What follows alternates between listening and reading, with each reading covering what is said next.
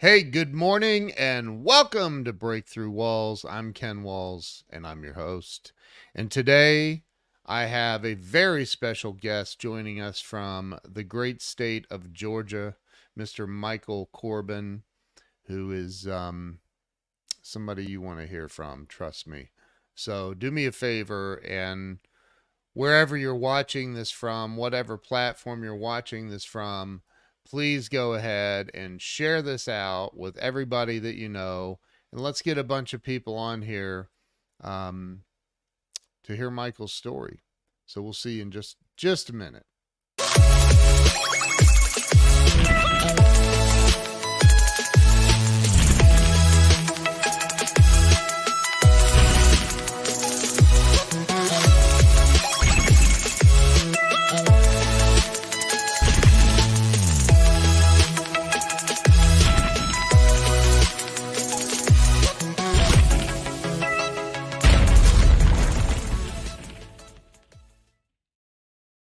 All right, we're back. Let me bring Michael on. Michael, welcome to the show. Thank you for having me. I appreciate it. Yeah, I'm grateful you're here. Tell me real quick, are you running for office or you're already in office? I'm currently running for office for Okay. State House, correct, here in Okay. Georgia.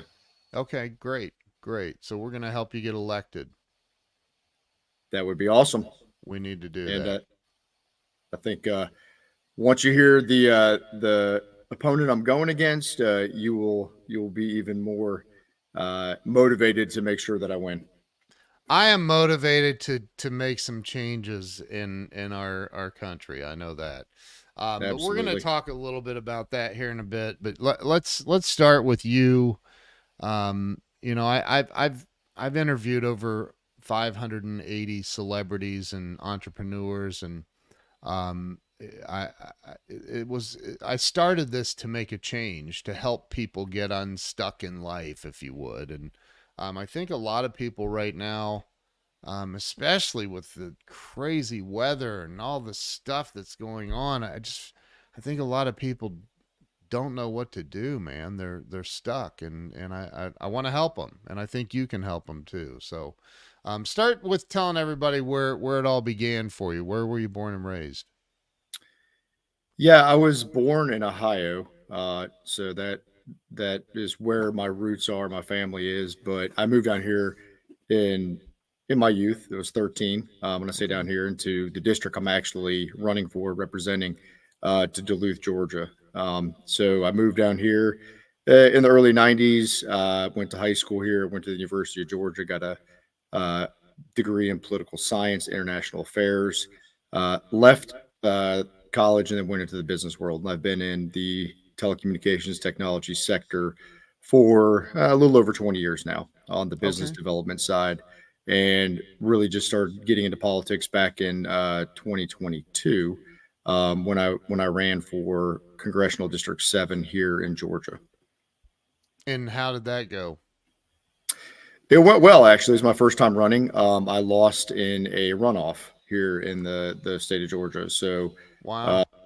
yeah, and I was planning on running again. It was going to be my last congressional, let's just say last hoorah for the congressional side of the house. But I was prompted to run again, and mid-cycle of census and redistricting across the country, there was a lawsuit that was levied against a few states. It was Georgia, Alabama, and Louisiana, saying that Yeah. back in 2020, when the districts were redrawn, there was racial, not just political gerrymandering. So the byproduct of that was the district I was running for again was completely abolished, and they created some new districts. Good Um, Lord. I, yeah, and obviously we have a Republican foothold in the Georgia State Assembly, so they still made it politically advantageous to Republicans, but it did unfortunately wipe out the district that I was running in from a geographic territory and from a incumbent alignment perspective. So there was really no need to be running in the district that where I live now today is falling. It was just too too heavily leaning to the left. Um, Yeah. to sit there and even try to make a run at it. So some people ask me to, hey, please run for state house, right? You've been running, you've done fundraising, you've got name recognition. Let's try to take back the state house district that you're currently living in. So here I am, and I think it's part of God's plan that this is where I'm in, and now fighting to try to take this seat back. I love it, man. So, what part of Ohio are you from? So I was born just outside Columbus, in Licking County. It's Newark, Ohio. Newark. Newark, I they call know. it. I'm from Ohio, so Okay, okay, yeah. So yeah, the local folk call it Newark. Newark. Yeah, Yeah, yeah. Newark, Ohio. So yeah, we then moved to Perrysburg, Ohio, which is outside Toledo. My Yeah. father worked for Owens Corning, and then Okay. he then got promoted, and we moved down to Atlanta. Okay. Like what I said, when I was in my youth. So Yeah. my formidable years have always been here in Atlanta. Yeah. Yeah. But I do go back to Ohio a lot because I still have a lot of family up there. Do you real in Perry or Newark or Newark? Newark, yeah, Newark. Perrysburg. We kind of left the Newark area, and migrated up there. So there wasn't really Yeah. any family up in that side. Everyone's still around the Columbus, greater Columbus area. Yeah. I've been in Newark. I don't even know how many times, and that whole Zanesville out there, and I like playing golf out that way.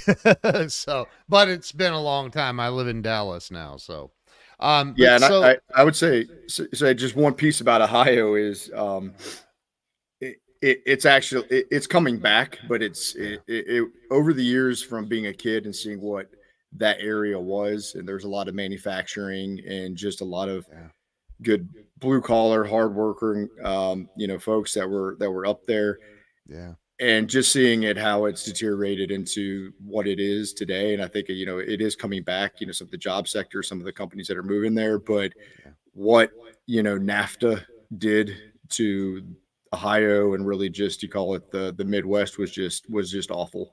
And the I amount agree. of drugs that have come through there and people that have just lost hope.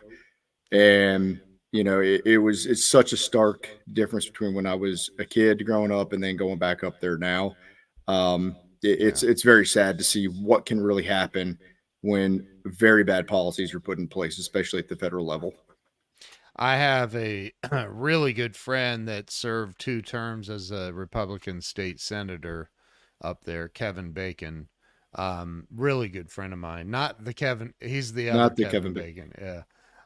But and he's no longer in the game, but I know a lot of people, and one of the reasons I decided to get the heck out of Ohio with my family is I truly believe they have a rhino for a governor up there, and I just I'm anyway. This is about you, not not that. So you moved to Georgia when you were a kid. I used to live in Kennesaw, so I'm very familiar with Georgia. Right. Um, yeah, and had a business in Marietta. It was 30 years ago. Um, my buddy, my buddy Joe, who lives in California, he is definitely not a Kamala supporter. Yeah. He's a smart aleck, is what he is. But anyway, so talk about so you go through college, you graduate. Did you ever think back then like I'm gonna get this degree? You said in political science. Political science and international affairs. Yeah, at the Okay. University of Georgia. Did you think you were gonna get into politics? So politics always intrigued me. It was really going to be a precursor into law. Yeah. Did not go to law school for a variety of reasons. Number one, it was being oversaturated at the time, with lawyers, and I had done some research, and there's a lot of people that had gone into a lot of debt and weren't getting jobs, right? Yeah. Yeah. So I kind of forewent that decision and went into corporate America, which ended up being very good for me, right? I've had a really good career, Yeah. and I don't have any regrets. But that was the plan, but God's plan is different, and Mhm. ended up in corporate America. But I have had a a general knack in following of politics, and I've studied it when it comes to political philosophy and just the general doctrine that we have that we look at when you're a political science major and Yeah. international affairs. So it always has intrigued me, but never really dipped my toe in the water until we all saw kind of what happened to this country in 2020, and that's when I said, hey, why don't you just shut up, quit complaining and bitching and do something, right? I love that. I don't think we don't have enough people that do that. And I'm not calling anyone out. Everybody's not going to say, hey, I'm going to get up and try to run for public office. But Right. I got tired of listening to myself sit around and complain. Yeah. And I was like, let's get active, try to do something. So I decided to run for Congress. And some people thought I was crazy, but that was my decision. And when I give it uh, anything, when I set my mind to it, I'm going to finish it, whether it's Yeah. bad or good, the outcome. So I'm gonna see it through. That's awesome, man. I'm side just sidebar topic for a second. I, I am literally, I'm not making this up. I'm baffled, completely mind blown, baffled that anybody could support what's been going on in our country for the last 4 years. It blows my mind, and it makes me wonder how. How do you ever think that? Like, I mean, you're in the game. Like, you do you ever think? Are you going out door knocking and running into people that hate you just because of what you stand for? Yes, you do. I mean, there will be people that you approach, and they'll immediately ask, are you Republican or Democrat? And you say, well, I'm Republican, but let me talk to you. Nope, nope. I hate Wow. Trump. Okay, well that's fine. Am I Donald Trump? No, right? So people really compartmentalize everybody as Donald Trump if you're a Republican. And obviously, I want Donald Trump to win. I support Donald Trump, and Yep. I believe he'll bring the change back to America that's needed. Yep. But at the same time, like when you're running for a state house district, there's something that's going to be a little bit more impactful to your daily life, and Right. talking to somebody that's actually trying to represent you is a good thing, right? Listen to them because they may have different ideas than your Democratic competitor, and I'll talk about down the ballot voting in a second, and how that opens up really, I would say, loopholes for really nefarious characters to start getting their foothold into government. Yep. But they don't research, they don't talk. And most people, even though I'm a Republican, even if they're a Democrat, they would much more align themselves with me than my opponent. But because everybody just polarizes everything because of the media and because of the parties themselves as well, it's a world where it's divided. Now, not everybody has that vision. I think there's a lot of people out there right now, but they're quiet. Right. They're going to vote Republican, but they're not going to be loud and yelling about it. Right. But just driving around here and talking to people in the state of Georgia, I feel very confident that Trump's going to win. I feel very confident some Republicans are going to flip seats. Yeah. You don't feel that palpable momentum like you did somewhat in 2020. Even 2016 when Hillary lost, there were signs everywhere. People just, Yeah. so overexcited about, taking back the White House, taking back seats for the Democratic Party. And you're not seeing so much of that now. It's almost a shame and embarrassment because they know the truth.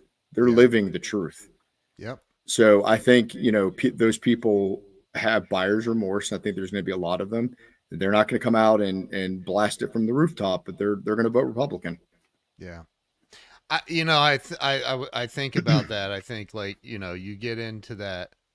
You may even have people out here going, Kamala Kim. I know I'm pronouncing her name wrong. I do that intentionally, by the way. Kamala, Kamala, Kamala, and then they get into that private little, 3x3 voting booth, and they go, "Oh, hell no, I can't do it."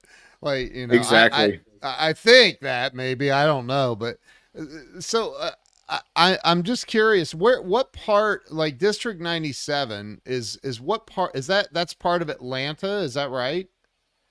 It's so suburban Atlanta. So if you're familiar with the area, I know you live in Cobb County. So Gwinnett County Yep. that borders just kind of North Fulton as well.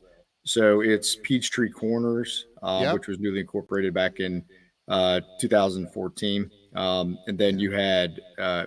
you have excuse me 2013 uh, Berkeley Lake, as well as Okay. Duluth, Norcross, and some of Johns Creek. So that is Uh, that going up 85 or 400, or is it in that it's kind of in between in between them? Okay. 85 and 400. Yep. Okay. So Okay. Peachtree Industrial, it splits off the 141, Okay. heading up towards like Cumming. So Yeah. it's a I would call it a split kind of district when it comes to the type of voters, right? There's a lot of Really? independent voters, ones that usually flip back and forth, and we've also had a lot of ingress and egress of people moving in, and people coming from different states that have changed the voting habits. But there have been a lot of new young families moving in as well. So the political climate in this district has changed. I would say even in the last 4 years. Wow. Um, so the we'll see what happens. Obviously, my race, it's hard to get a temperature check on a state house race. You're not going out and commissioning polls for the most part, but you can get a good feel just by looking at other polls, presidential polls, if you can get it down to the data that you need.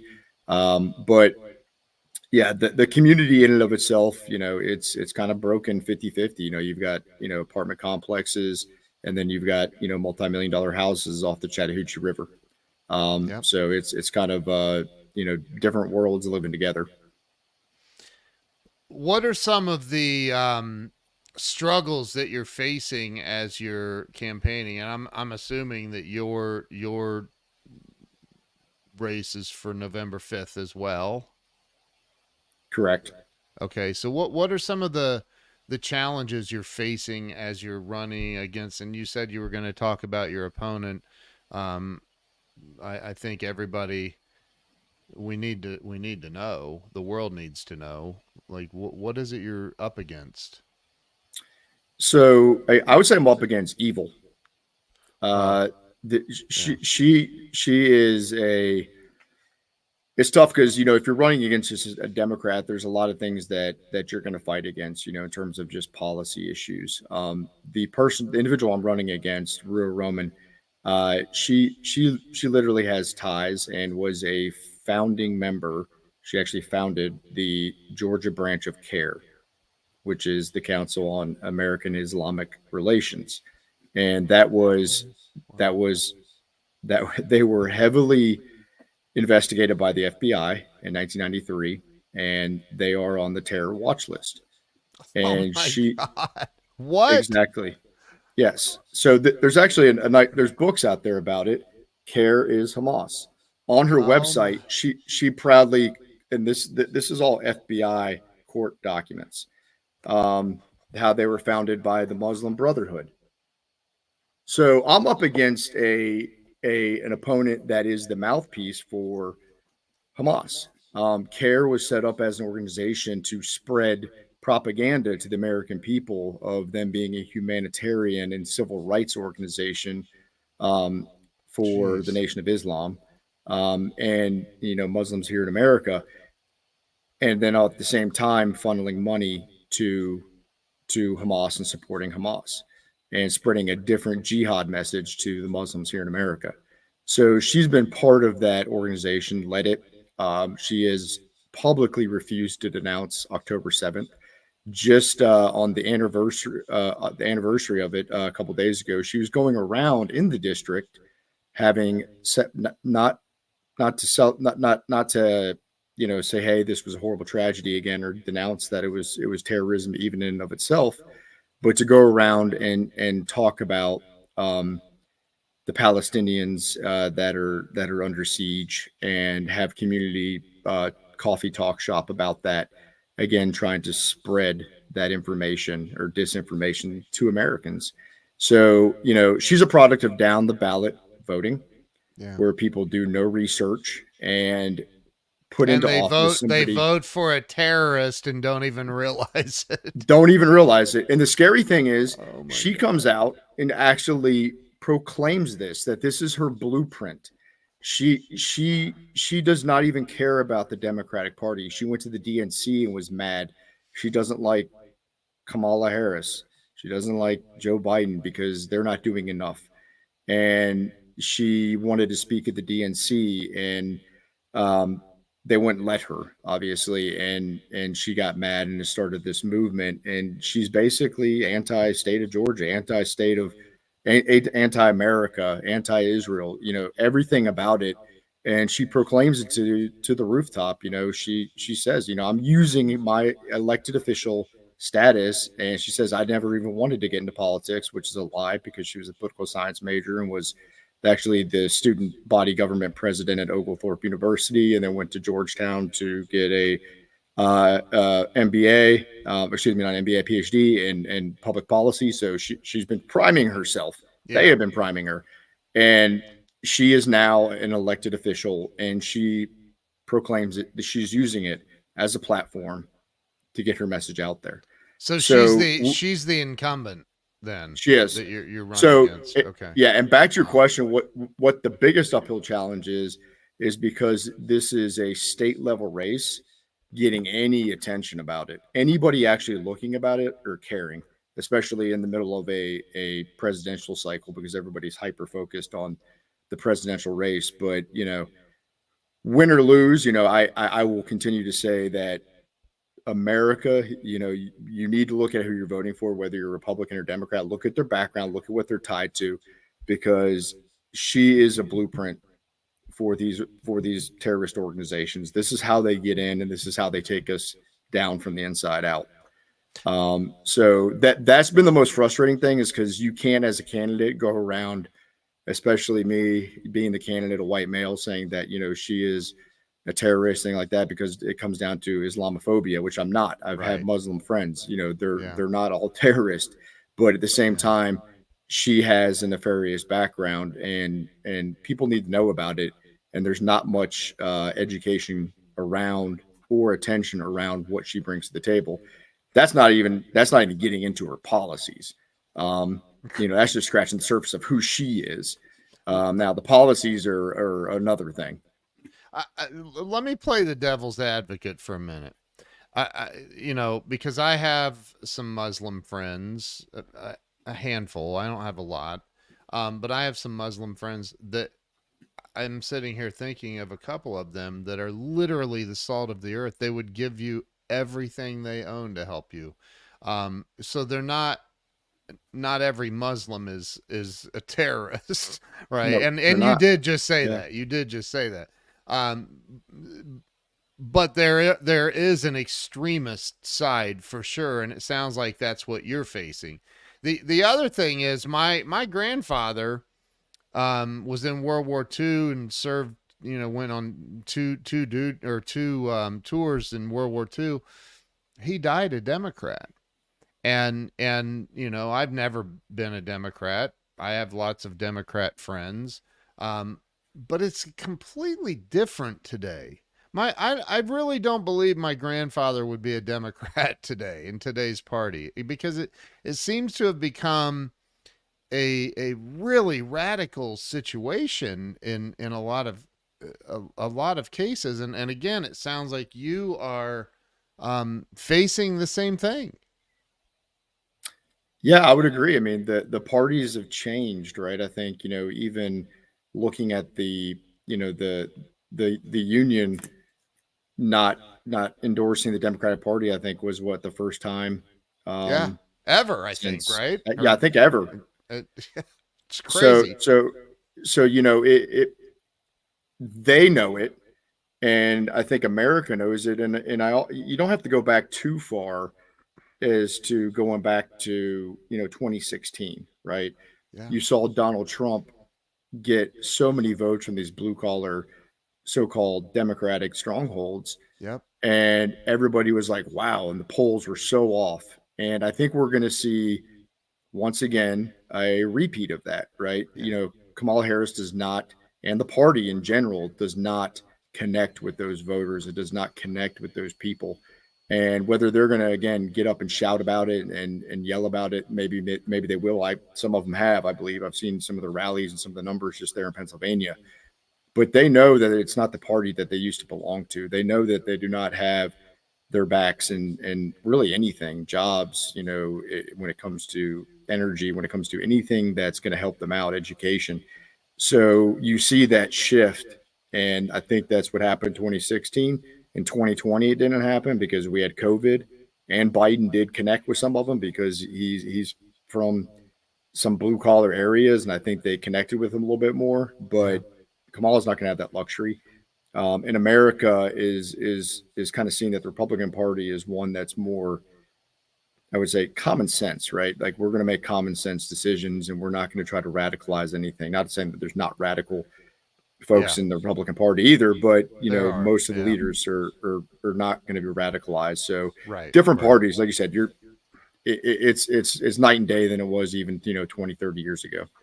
I totally agree. I mean, Kamala is getting on live television now drinking Miller High Life to I saw connect that. with Yeah, the. I'm like, what? I don't even I think don't she know. took a sip.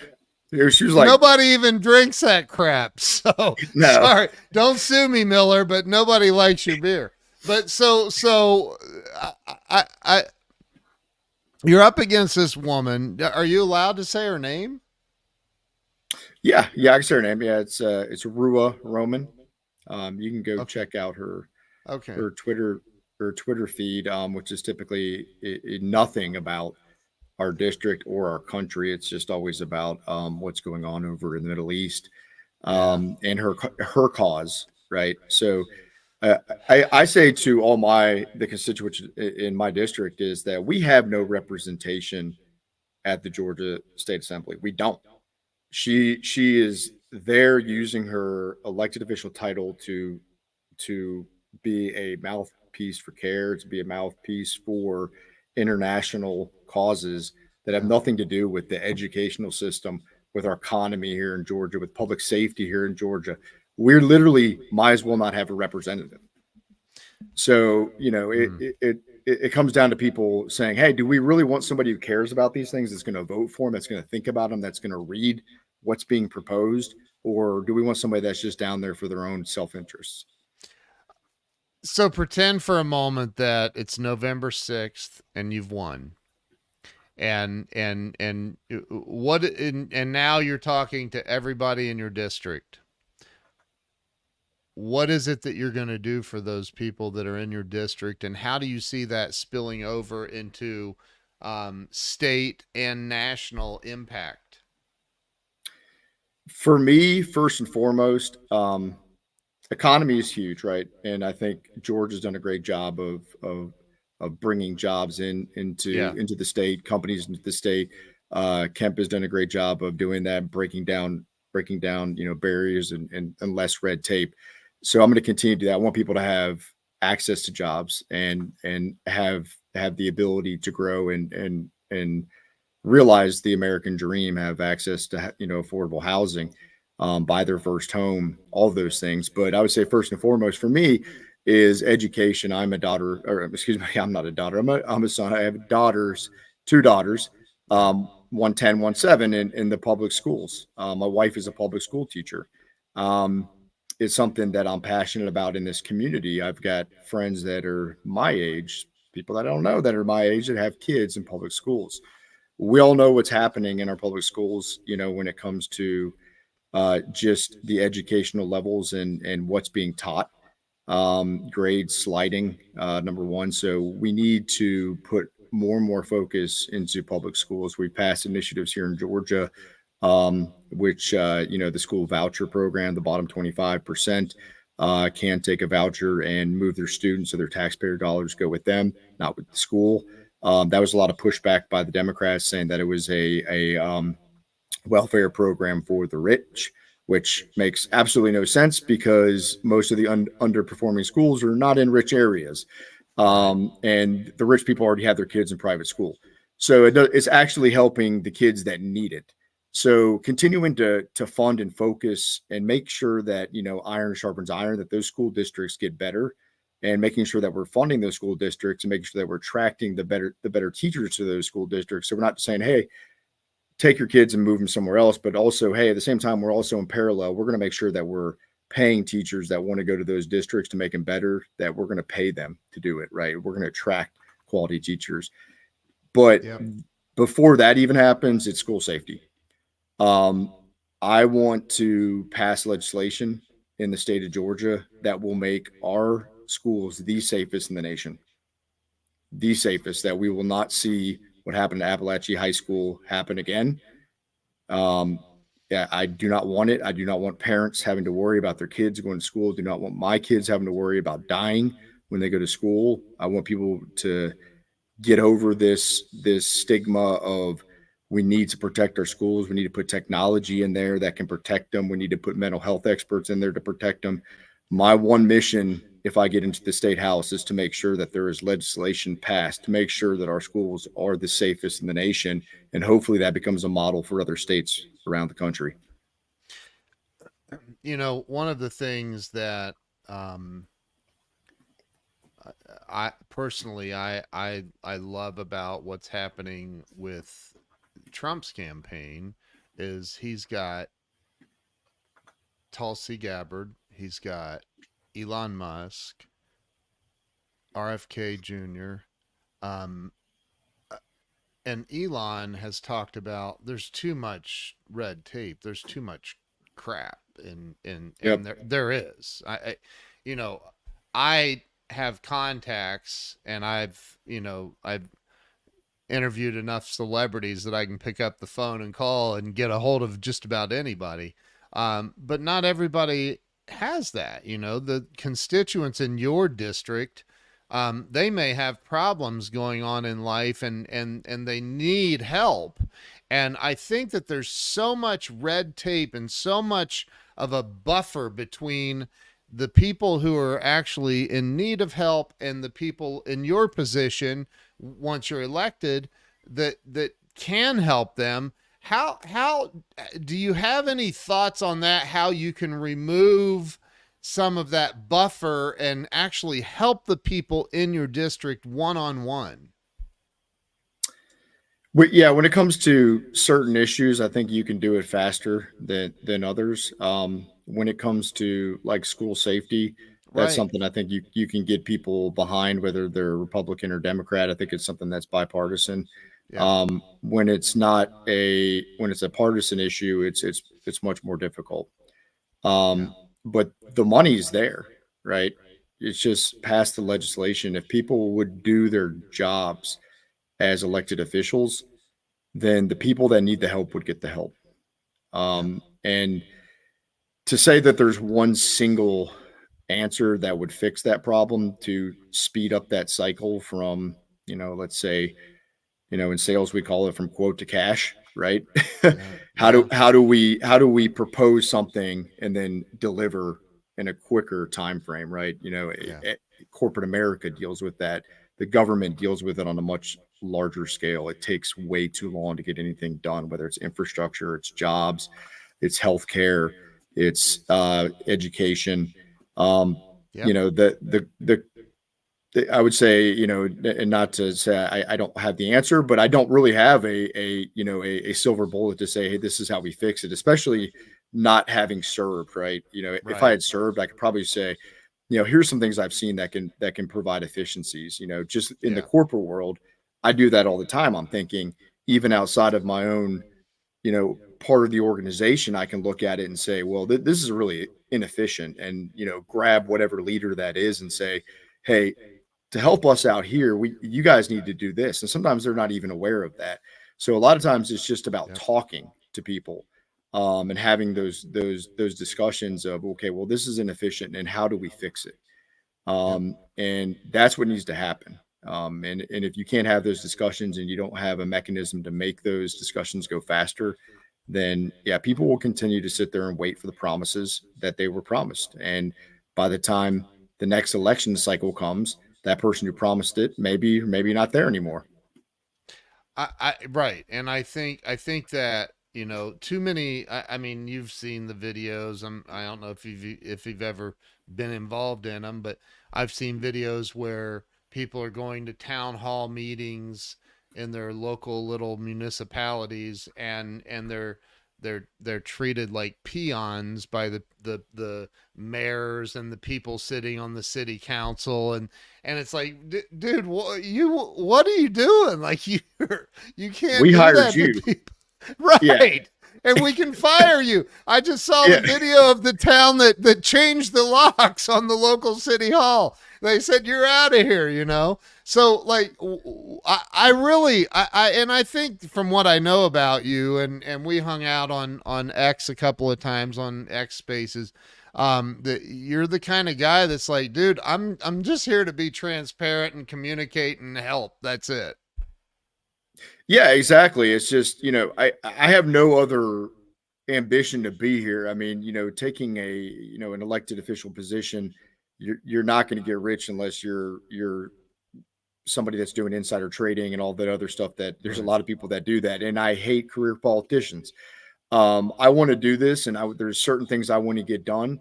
And when I have my mind set on getting those things done, I'm going to make sure that I move hell and earth to make that happen. And at the Yeah. end of the day, if it didn't happen, it wasn't because I didn't try. Right. And that's going to be, having conversations. That's going to be cutting through red tape. That's sometimes going to be making people unhappy. Sometimes it's going to be, and I've done this, my entire career in corporate America, but overturning the apple cart, right? And some people don't Yeah. like that. They have their establishment, their rules, but I want to be transparent. I want the people to know exactly what I'm in there doing for them on a daily basis and what I want to do to help the state and help the district. Yeah. And, there's no hiding behind that. And unless you want to be a career politician, if you want to be a career politician, you want to continually, work with the lobbyist and continually to line your pockets and do the things that will keep you in office for decades, then yeah, you can't have that type of mentality because you're going to put yourself at risk each and every time. But that's probably another topic for another day. I could talk about career politicians and term limits probably for hours. But that's one thing that I am staunchly against. I would never serve in a career capacity as a politician. It's never been my aim. I mean, unless you're making a positive impact, you're not lining your pockets. You don't have, I don't, I think the average, and I hate saying this because it sounds like I'm trying to be smarter than people, and I'm not. But I don't think most people realize what is going on in the coffee shops and the bars and when you have all of these lobbyists out here, and we're talking lobbyists with access to trillions of dollars, maybe, I don't know, Mm-hmm. but that are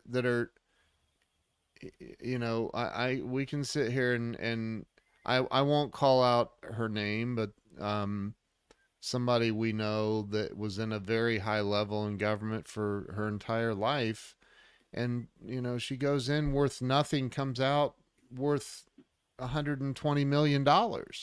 And it's like there's only one way that can happen, making $170,000 a year, just for the record. Like, Yep. and people don't question that stuff, and it makes me crazy, man. It's like, dude, wake up. Like, you've got to wake up. This is happening to your life. Yeah, and I have no problem with people that do the right things and stay in office for multiple Yeah. terms. I think at a Yeah. certain point you got to just say, okay, my time's up. Let me Right. we got you got to bring in fresh blood, right? You got to competition is what America is all about, right? And if you don't have competitive election cycles and you just have incumbents, which all win like 95% of the time, Yep. even in the primaries, we're just looking at the primaries. Like you can't even beat that incumbent because they've been there for so long. They have the name recognition and the money.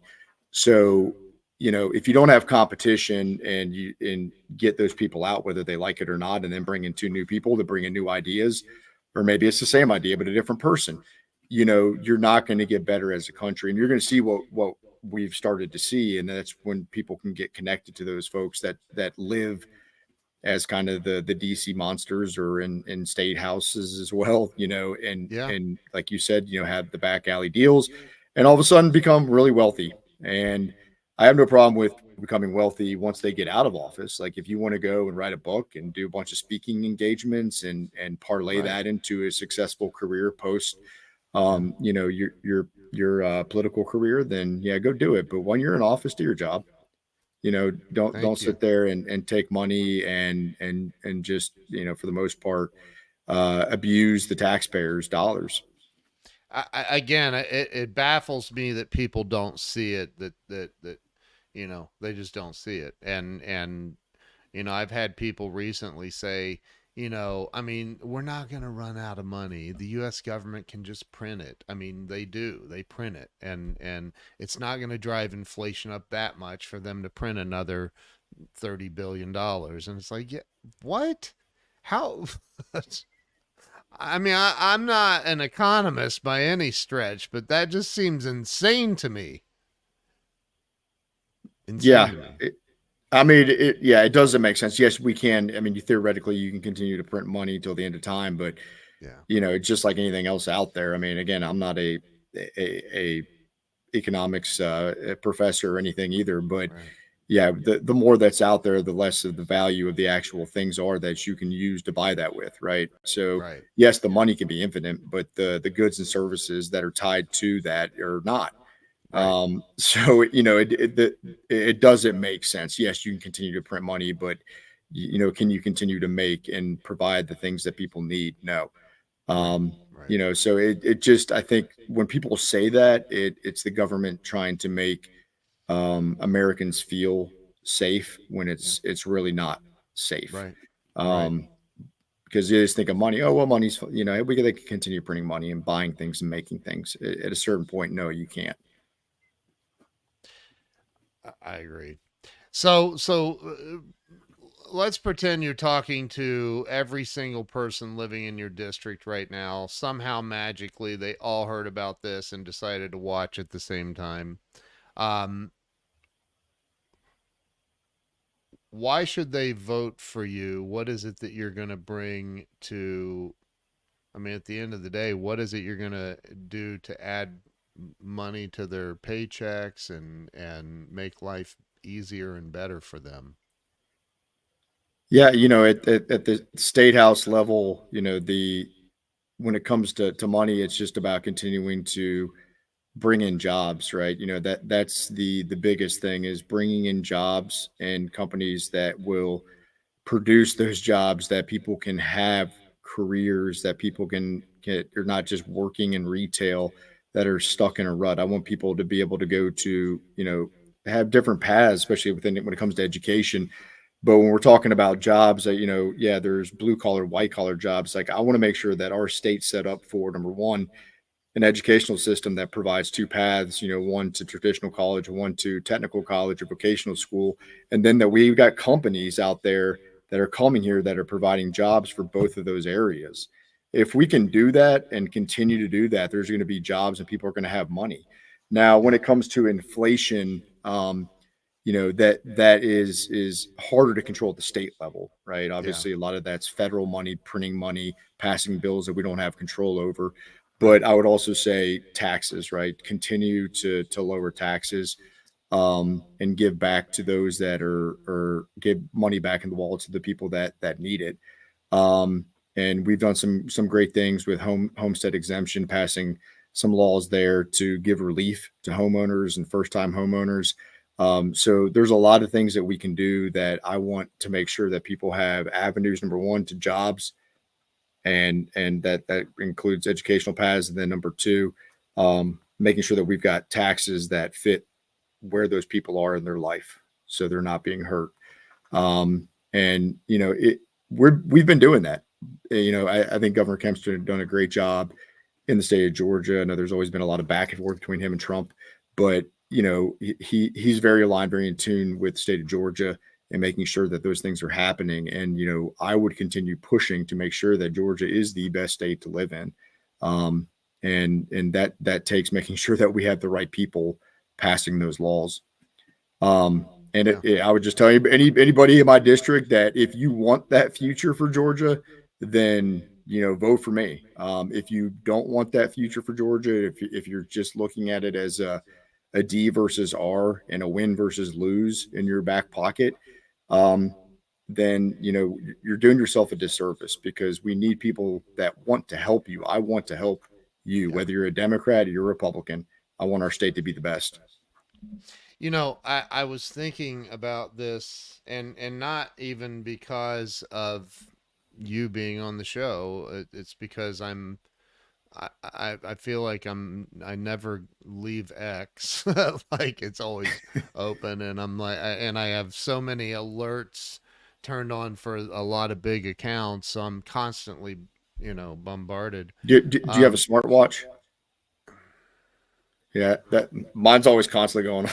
Dude, I had to turn that off. Like I had to beep, beep, turn beep, beep, notification. beep. Oh, I was like, I'm gonna throw this watch through a wall if it vibrates one more time on Yeah, my arm. I finally But did. I think a week ago.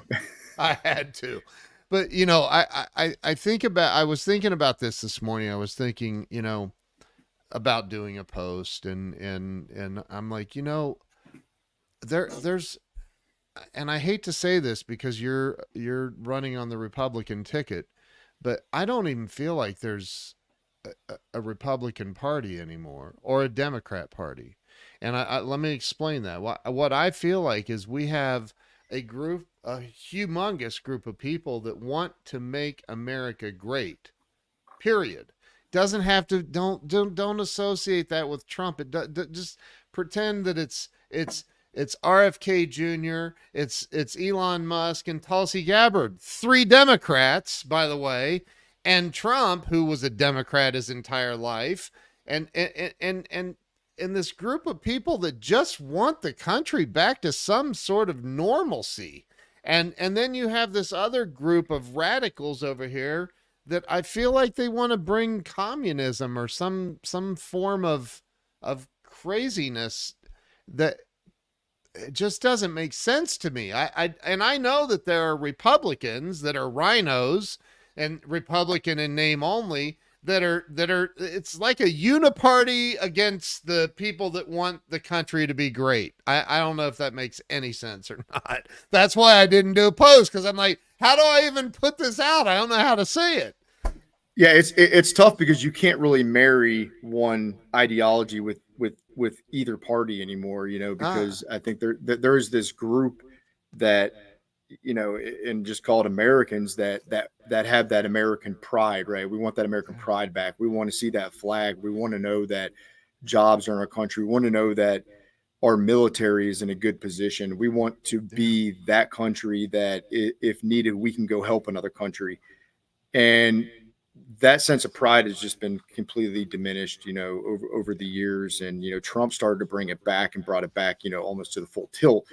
And now we've completely reversed course. And I believe there's a lot of people that want socialism as a way of life for Americans, because it's control. It's all about control. There's people that have free minds, that are liberated, that want people to make their lives the best that they can, the way our yeah, country is always run, and to put laws in place to make sure that that happens. And then there's people that want to put laws in place to make sure that people are so dependent on the government that they're always going to have the power. And that group, and I can't sit here and name all of them, but they're there, right? And right. they will stall legislation that is for the people, that has the backing of the people, that you know they may not know exactly what that legislation is and what it's contained, what's contained in there, but that it would be something that they would want passed, but it doesn't get passed. um so yeah, I would say I wouldn't know how to package all that together, but I agree. It's hard to really say. I'll talk to a friend who's a Democrat, and I'm like, dude, we're talking about the same thing. We like the same Right. things. It's Like right. That's what I'm like saying.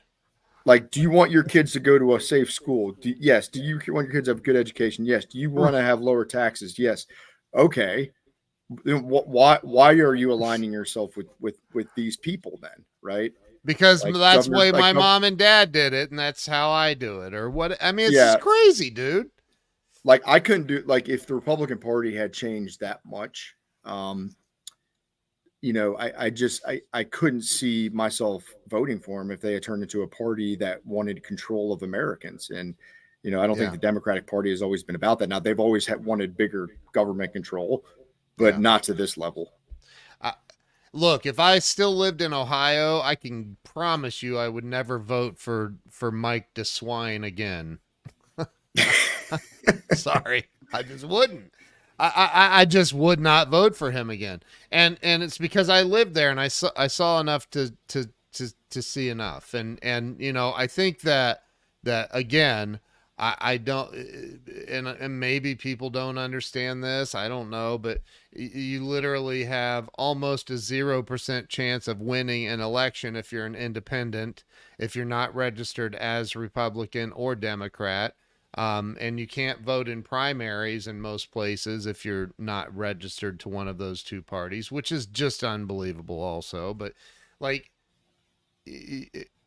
I feel like there needs to be massive, massive changes with everything in this country, and it's people like you that are boots on the ground and out there doing what you're doing in a district, that can help that expand and grow to state and national levels.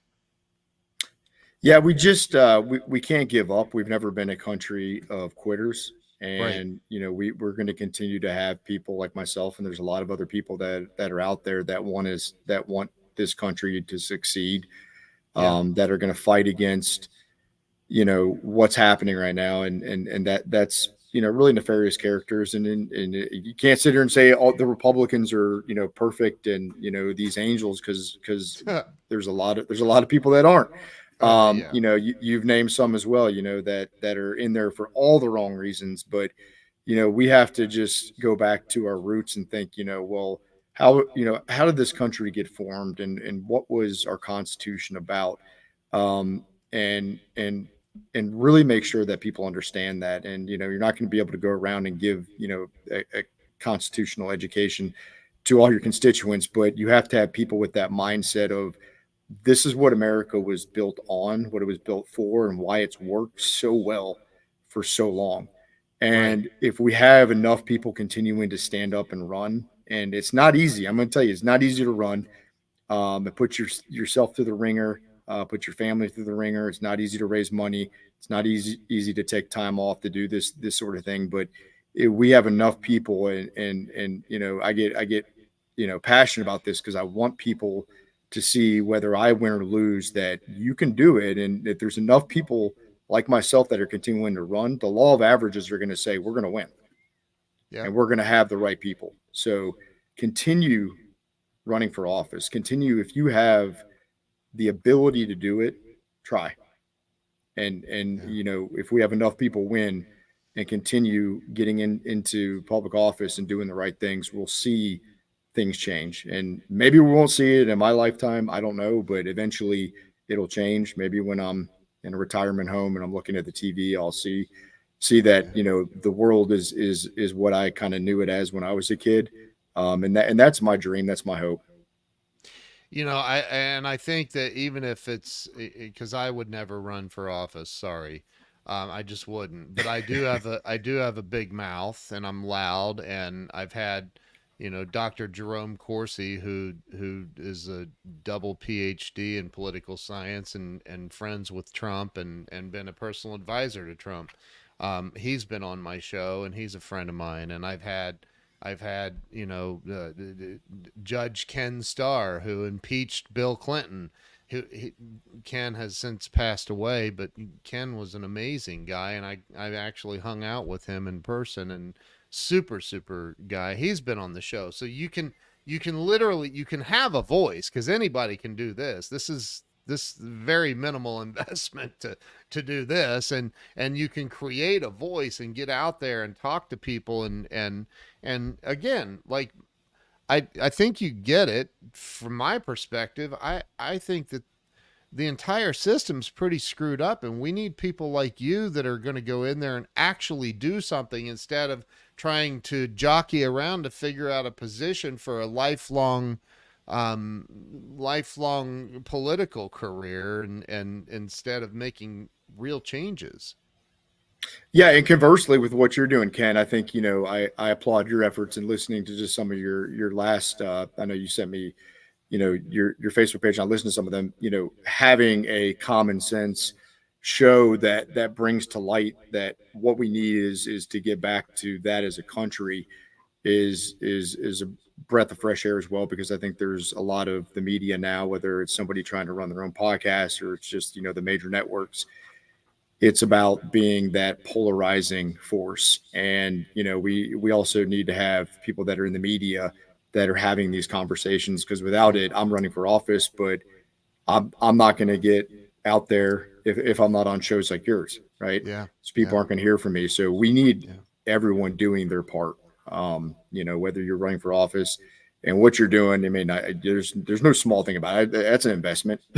yeah. Yeah, I Well, think. I mean, yeah, I'm going to tell you that's an investment. What you do is an investment, right? You're putting yeah, yourself out there as well, but yeah, you're doing it out of a good place and a love for your country.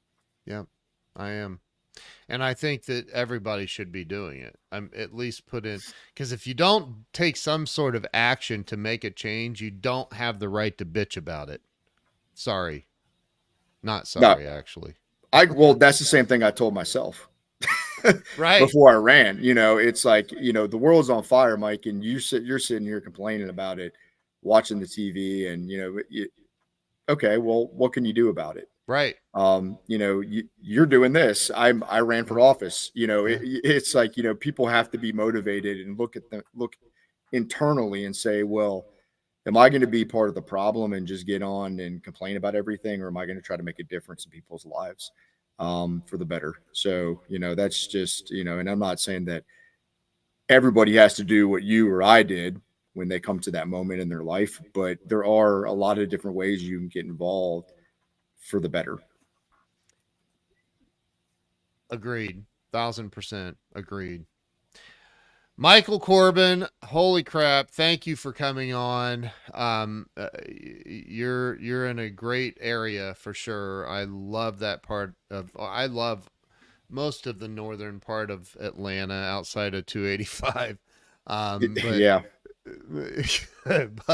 but I love that whole area over there, and I think you're doing a great job, and man, you're making an impact, and I hope and pray for you and for your district that you get elected, and everybody that watches this, and they go, okay, I see this dude's heart. He's in the right place, because you obviously are. So thank you, man, for coming on today. Thank you. Thank you as well. And a nice reference to 285. I'm sure you have fond memories of that. It hasn't gotten any better. No, I do not have fond memories of that. Oh my Yeah, god. I heard a good joke about 285 the other day. It said, "Be like 285. Never stop working on yourself, no matter how many people you inconvenience." That's awesome. It's like I don't know if you've ever been to Dallas or not, but Dallas has Yeah, it down, man. They got like traffic is just always. I mean, there's times obviously, I but was just there 2 weeks ago. Yeah, yeah, it it, was much better. Yeah, than yeah, Atlanta. people just go, man. They just go, and Yeah, if you get in their way, you're not going to enjoy the outcome. So, yeah. Anyway, look, I think that everybody watching that's still watching, or if you're listening to the replay on the podcast networks, please share this out with everybody that you know. Let's get Michael Corbin elected in Georgia State House District 97, right? that's correct. Okay.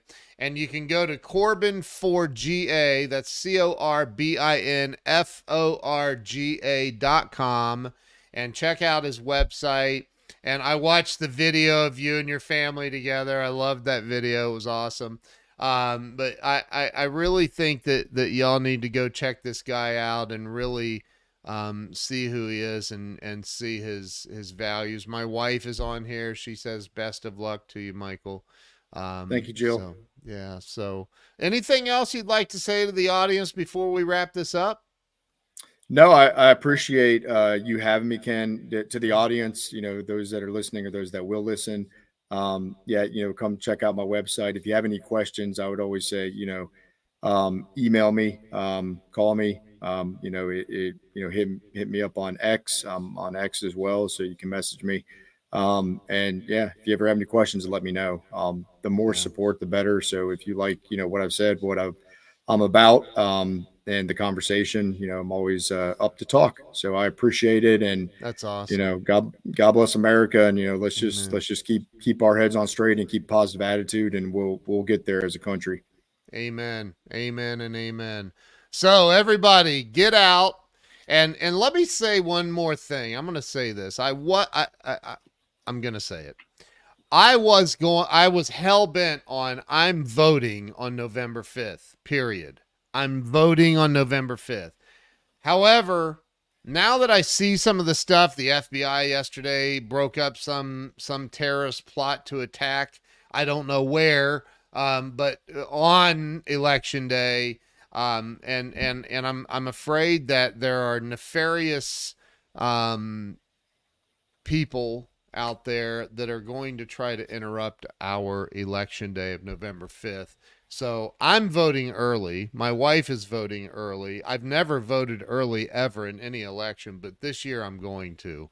I'm gonna and I Michael, you may agree or disagree. I don't know. I'm gonna give you an opportunity here, but I think everybody, if you have the opportunity to go out and vote early, go vote early. Get your vote cast. If you live in Michael's district of Georgia State House 97, if you're in that district, make sure you go out and you vote for Michael ASAP as soon as you can.